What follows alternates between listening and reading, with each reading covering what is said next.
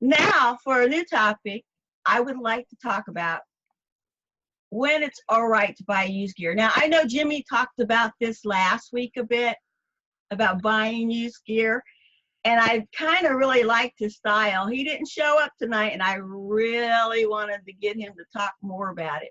Do you ever buy used gear, though, Scott? I have. I'm real careful. With that.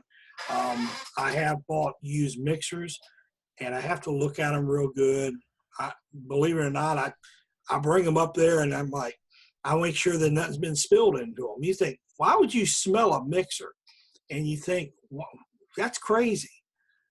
I want to make sure nothing's been spilled into it. And you can tell if you can smell it, and it smells like something's not right with it, there's something been going on. That's only a mixer. The nose knows. No. Overheated board. You can smell an overheated board. Overused to overheated. I forgot where I was at Guitar Center. My wife's looking over me. What are you doing? I'm down there at this thing, and I'm got my face into it almost. She goes, what are you doing to that mixer?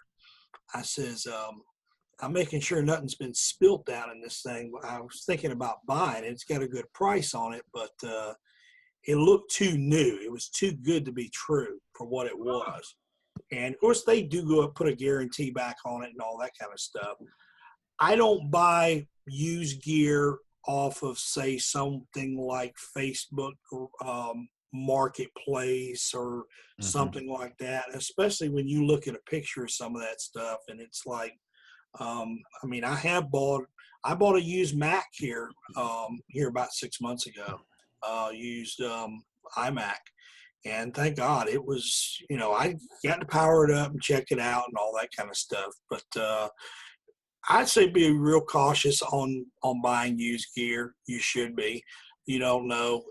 Controllers, especially if it's an old controller, you don't know whether or not you might want to do your homework. Howie, what do you think all of that? I want to hear this. Howie. I've been waiting for this one too. Okay. Well, you didn't see my post. I shared John's post about your show tonight, Robin. And okay, thank you. One of the things I said on there, besides being a wonderful DJ with a winning personality, is did you know that Robin is a first-class electronics technician? I did see that. As well as I am. So I already know what I'm buying. I do not buy a pig in a poke. Take, for instance, this right here. These are the Wi-Fi EXRs, and these are transceivers so that I can DMX my lighting without running long cables and so forth. Now, these things normally, they're over $200. I think sale price is about $180. But I have 4 of these, and I know how to fix them. Oh, that's always good when you really get something. It's like you figure it out really quick. Yeah. I'm not looking because a bargain. If Robin, you know this, a bargain's not a bargain if you have to put 10 or 12 hours into troubleshooting and then finally get it fixed. The juice isn't worth the squeeze. But I know these things inside and out. And this one I got, they said will not power up. Yeah. And it was $60. Nobody bid on it. I got it for $60. Ooh. And I went in there, and the thing, there was a ribbon cable missing. And I have ribbon cable here. I didn't have the Molex connector that they come with, but I just used, unsoldered those pins and just hardwired it. And I've got a $180 transceiver that works fantastic. And another thing, I probably shouldn't say this because I'm still looking for more of these. One of the number one reasons these things don't work anymore and people want to get rid of them and they'll put them on eBay is because they're a couple years old and the batteries are dead. I love it. If you take the 6 screws off in there, they're the what are they, Robin? 18 650s, and you just pluck them out like they're 2 AA batteries. There's only 2 batteries in there, so you get 2 batteries for under $20. Put them in there, and you've got yourself a $180 trade receiver. eBay's gonna. But I hope nobody watches this show because I'm looking for 2 more. So if you see them, let me be the winner on the bid. I'll try. I'm one that don't fix my own gear, and I'm sitting here between these 2 guys that fix their own gear, and I got to give them the hats off to them. I mean, I'm sometimes I'm afraid to open something up that I'm afraid I might mess it up. And Well, I was always taught that don't go in and do something and you end up making it worse if you don't know what you're doing. And I've heard of a lot of guys doing that. Yeah, but back to the topic of used gear. That's why I would buy it. For somebody else, I would not recommend unless you have the skill level that Robin or I have. Yeah, there are there may not be lethal voltages if it's unplugged, but I'm sure it's happened to you, hasn't it, Robin? Where you grab a circuit board and you get zapped by a capacitor. And yes, even if you turn off the unit, unplug the unit, you think you're okay, you've grounded yourself, there's still voltage on those capacitors. And a lot of people don't know that. People that aren't technicians won't know that. And the number one injury is called the secondary injury from any kind of a shock.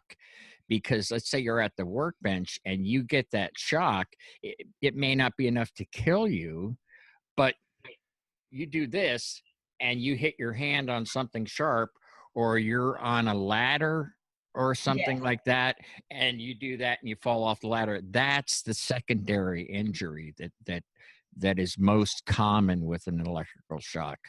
Yeah, that reminded me of those guys down here that get those chainsaws and the guy across the street cutting down the branch, and the branch fell down, hit his ladder, and knocked him off.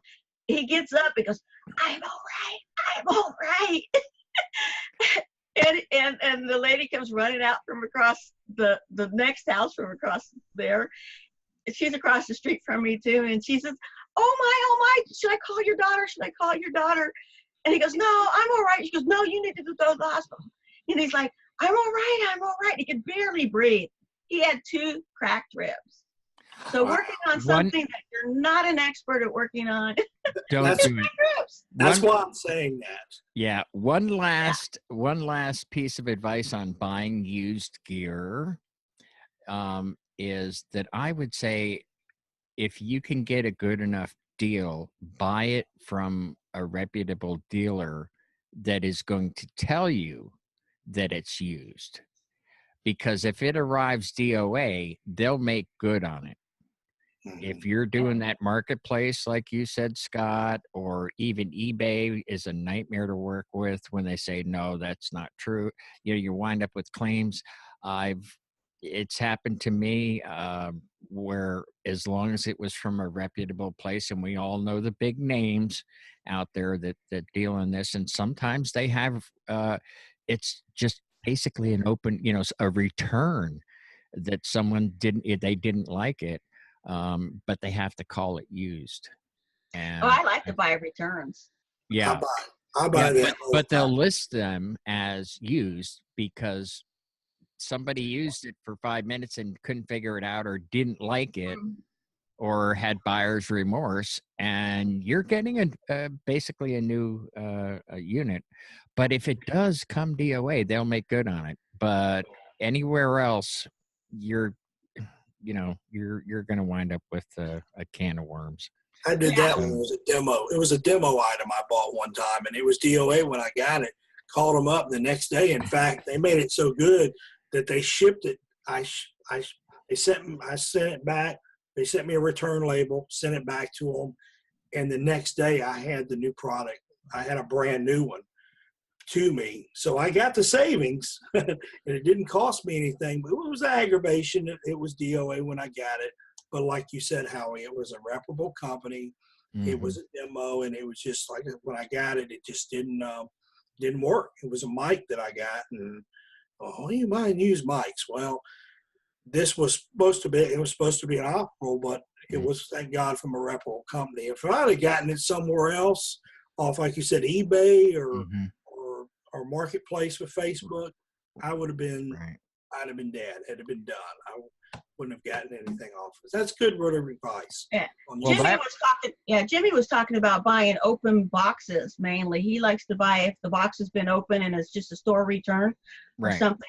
I like to buy things that, like Howie, when you work on something, you figure out the electronics without having to buy a diagram and everything else.